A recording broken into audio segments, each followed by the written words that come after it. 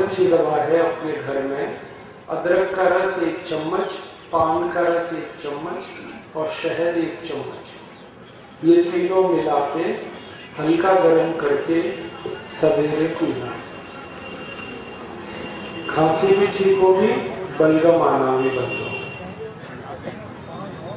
काबुली से अभी काबुली में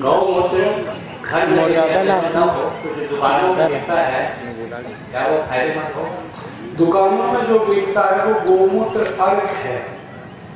और वो गोमूत्र अर्क ऐसा होता है, गाय का मूत्र गर्म करके उसकी जो वाष्प होती है वो इकट्ठी करते हैं, फिर उसको ठंडा करके बोतल में भर के आपको बेचते हैं।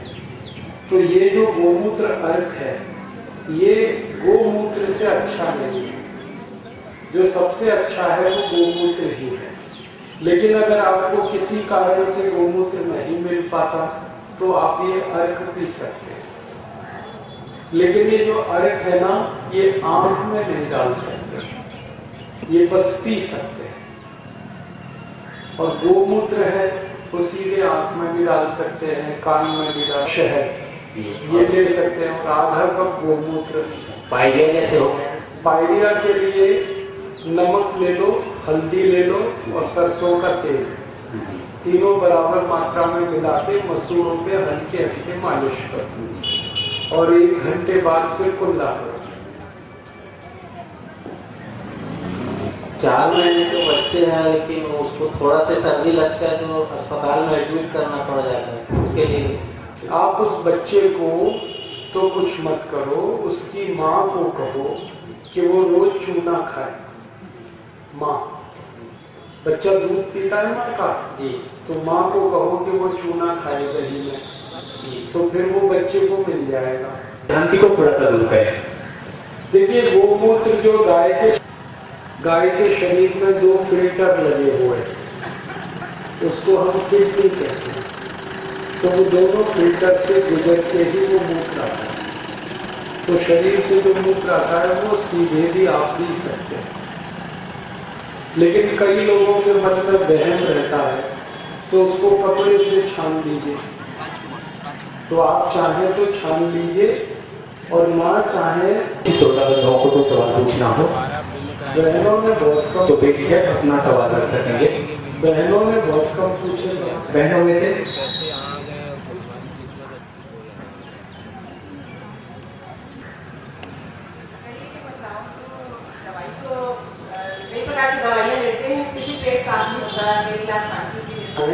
और पीछे से गर्म पानी पी के सो जाएं, सुबह उठते ही पेट साफ हो। कई बार पानी पी लेते हैं, योगा भी कर लेते हैं, उस पर भी होता है। तो ये अजवाइन और गुड़ खिलाओ। आधा चम्मच अजवाइन, 1 चम्मच गुड़, रात को खा के सोए गर्म पानी के साथ, सुबह उठते ही पेट साफ हो।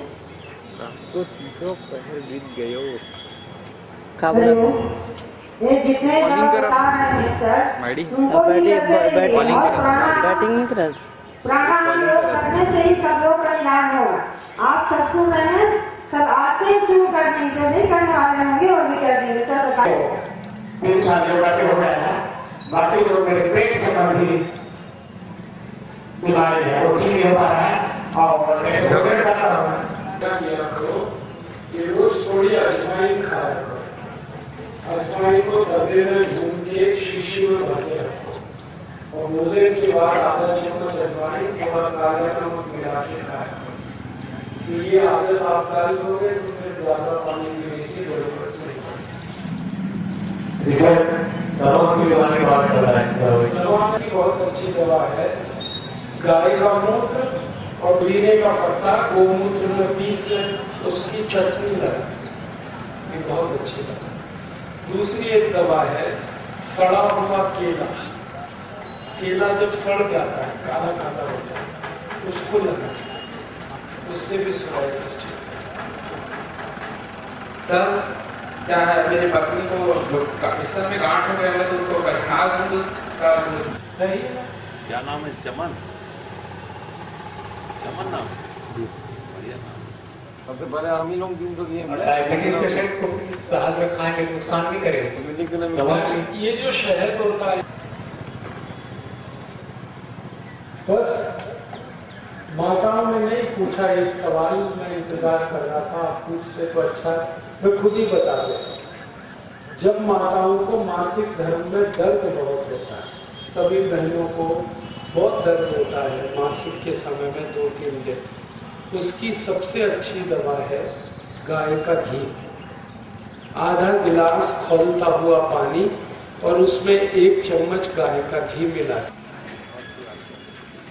ये माताएं सबको बताएं, क्योंकि बहुत तकलीफ होती है, दर्द इतना होता है कि बहुत सारी माताएं बहनें तड़पती रहती हैं और वो जल्दी किसी दवा से बंद नहीं होता दर्द, वो गाय के घी से ही बंद होता है। खौलता हुआ पानी आधा गिलास उसमें। और उनको हमेशा सर्दी और जुकाम हो जाती है, उन्हें क्या करना चाहिए? अगर वो छेद उनको जन्म लेने के बाद हुआ है या जन्म से है, ये मुझे बता दीजिए पहले। उसका डायग्नोसिस अभी हुआ है? नहीं, वो डायग्नोसिस में डॉक्टर ने पूर्व का है या बात का है, हाँ, ये लिखा होगा उसमें, जरूर रिपोर्ट में लिखा होगा कि वो बाई बर्थ है और या बाद में हुआ। अगर वो बाद में हुआ है तो उसके लिए दवा बहुत आसान है, जिसको मैं बताया चूना खाएं दही में रोज, तो फिर उसके लिए घर में इलाज नहीं। अबे वो कैसे चालू करते पिलाना? उसके लिए कोई गंभीर इलाज करना पड़ेगा। चालू अच्छा, नीचे बटन दबा ले, जूम है ऐसे और यहाँ बात खींचते फोटो।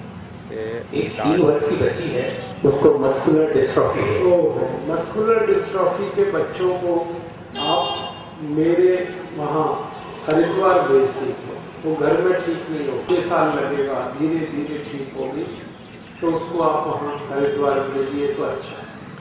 धन्यवाद।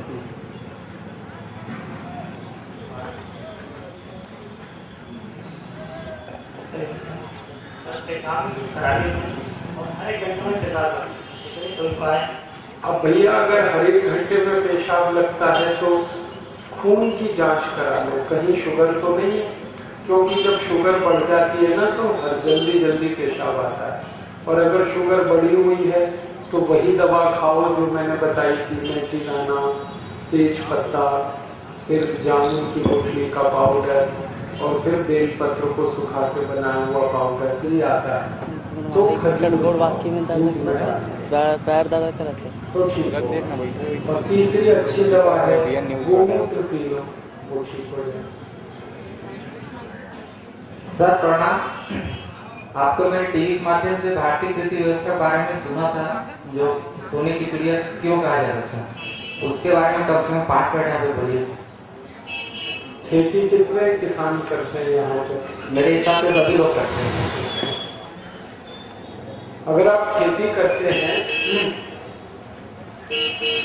तो उस विषय पर मैंने 3 घंटे का एक व्याख्यान दिया था थोड़े दिन पहले, उसको पूरा तो नहीं सुना सकता, समय की कमी है, लेकिन उसमें जो जरूरी बात है वो बताना चाहता हूँ कि हम खेती करते हैं तो अच्छा उत्पादन लेने के लिए और हमारी खेती की मिट्टी को अच्छा बनाने के लिए हम यूरिया डीएपी ना डालें।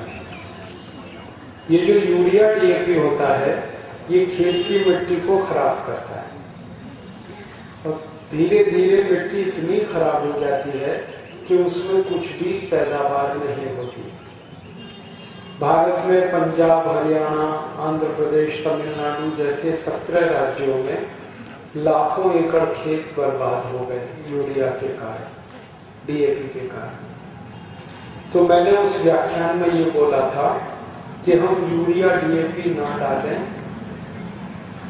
और खेत में फिर क्या डालें, यूरिया डीएपी तो ना डालें, उसके स्थान पर एक खाद बनाकर आप अपने खेत में डालें।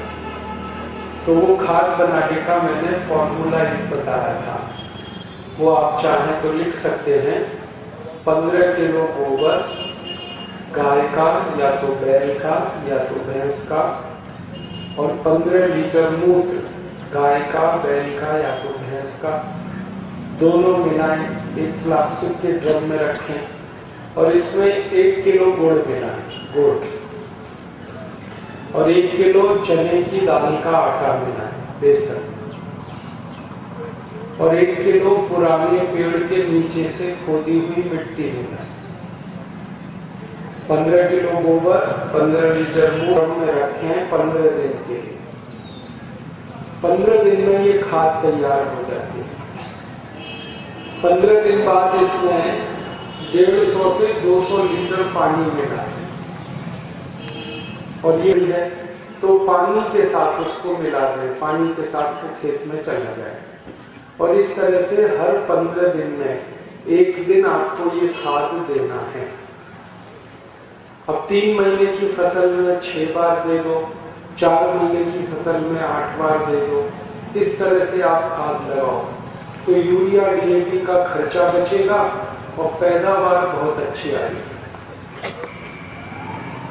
गेहूं की फसल में, धान की फसल में, सभी तरह की फसल में आप इसका उपयोग कर सकते हैं। सब्जियों की फसल में भी ये काम आती है। तो ये मैंने एक फॉर्मूला बताया था जब टीवी पे व्याख्यान दिया। और एक दूसरा है कि अगर कीड़े लग जाएं आपकी फसल पर तो कीड़े मारने की दवा आप अपने घर में ही बनाओ। वो कैसे बनेगी?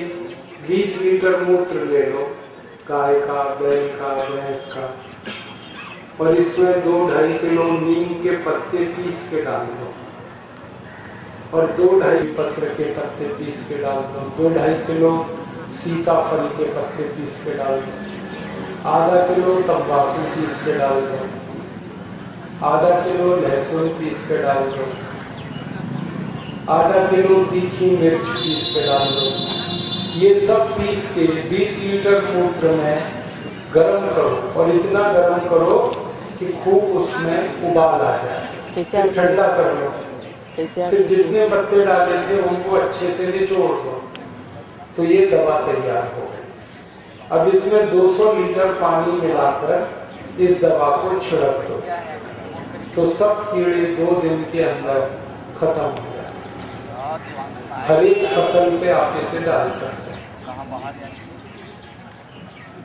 तो खाद बनाने का और कीटनाशक बनाने का, ये दोनों काम हर किसान घर में ही करें तो देश का कम से कम 5 लाख करोड़ रुपए हम बचा सकते।